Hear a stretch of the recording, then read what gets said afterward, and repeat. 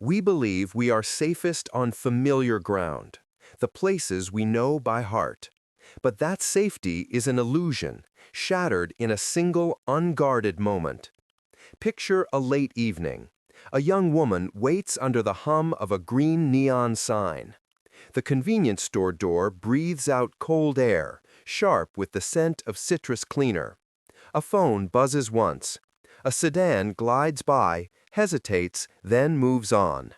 These are the last ordinary minutes, just before the world tilts on its axis. The danger is rarely in the deep shadows.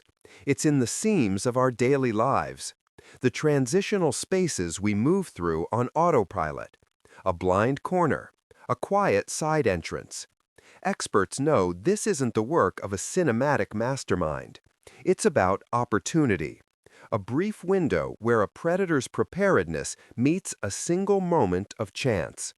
In an era of ride shares, delivery services, and social media, the line between public and private is constantly shifting. How do you spot the instant everything turns? When the sirens fade, the clock only gets louder. Before dawn, a church parking lot glows under the cold orange light of sodium lamps. Volunteers in hoodies circle folding tables as printers release damp maps.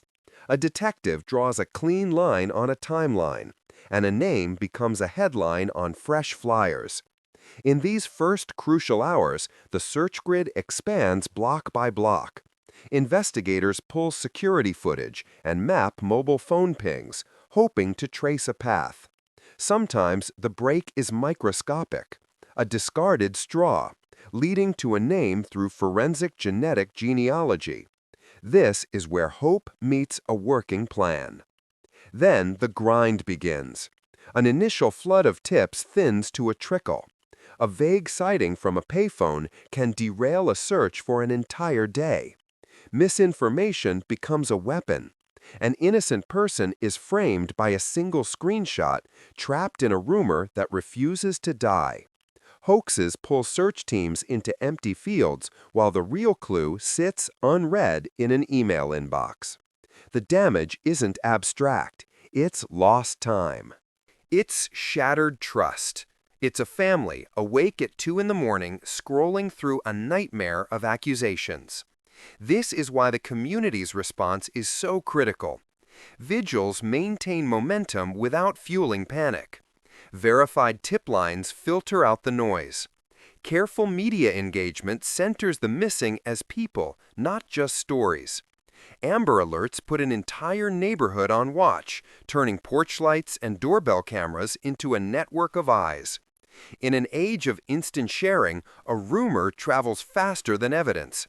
That's why accuracy is an act of care. We have a shared responsibility to tell these stories the right way, without blaming victims, by sharing awareness, not fear, and by refusing to make the offender the protagonist.